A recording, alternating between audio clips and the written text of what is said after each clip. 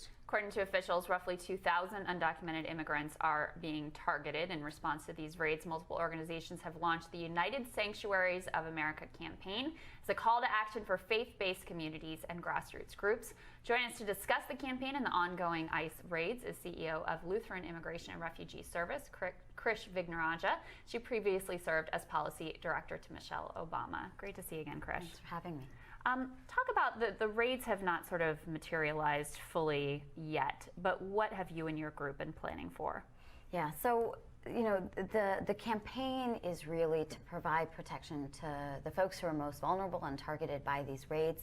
The effort is a faith-based effort, for sure, in the sense that the sanctuaries are provided by churches and religious centers, but supported by community-based organizations from across the nation, like LULAC, Hispanic Heritage Foundation, Mary Center, and the goal is to really provide all of the services and community efforts required to kind of undertake what we're expecting to have to handle, which is mass deportations, as was announced a few weeks ago.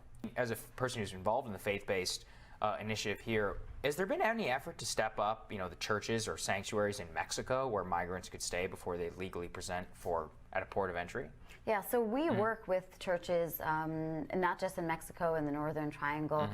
Look, everyone is trying to do their part, but the reality is when you have governments crumbling, gang violence, people who are extorted, targeted, raped, killed, that's the conditions of these countries. And so yes, there is the piece that faith-based groups can play, pastors, priests that we work with, but the reality is that the conditions that people are fleeing from, when a mother undertakes a 1,000-mile perilous journey with a baby, there's a reason they're doing it. It's not just because they want to come here for McDonald's. And I just think that that's where knowing that it has to be, a comprehensive response, I think is critical. I mean, in your particular case, I'm going to assume you're mostly accompanied for unaccompanied minor children, which is a whole other problem in and of itself. I mean, when you have a parent who puts a 6-year-old on a train and ships it to the United States, I mean, what do we do with these children? We have tens of thousands of them now in these facilities. What's your group looking at in terms of doing that? I mean, and so that's where the transitional foster care is the most important, because with a child of that tender age, right, you can't put them into a larger facility. But the second thing I should mention is that we do obviously focus on unaccompanied minors, but we also focus on what we call family case management. And so we should be clear that when we're talking about detention facilities, again, there is an alternative. So we piloted something called the Family Case Management Program. And what we were again able to show is that we are as effective in terms of compliance with immigration law. 99.7 and 99.8% of these individuals show up for their ICE initial meeting as well as their immigration hearing. We do it obviously at a fraction of the cost of some of these large bed facilities, but we're also able to provide that alternative to detention that we can scale.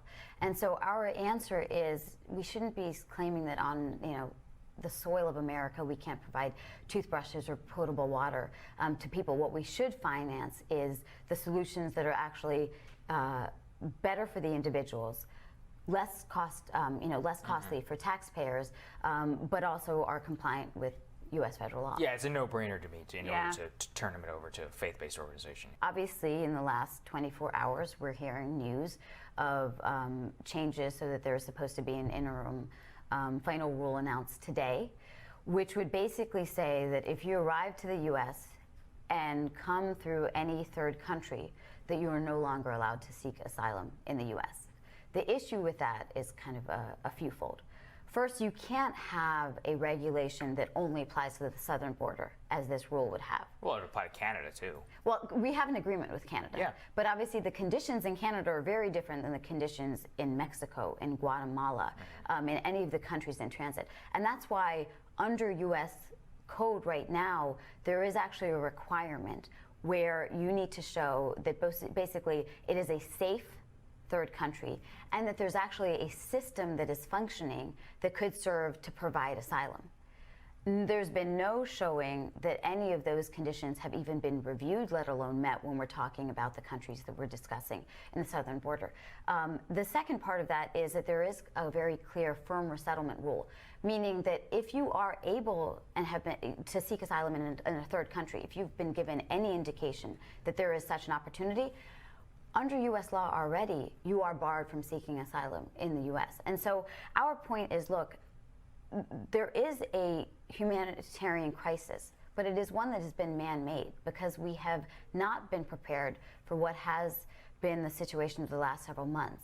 And we haven't been putting the resources into the legal system knowing that we do have a backlog. I think, and that's where I just think that we need to have an honest conversation about the bipartisan solutions that we need to put in place, because of course no one wants to have $1 million backlog.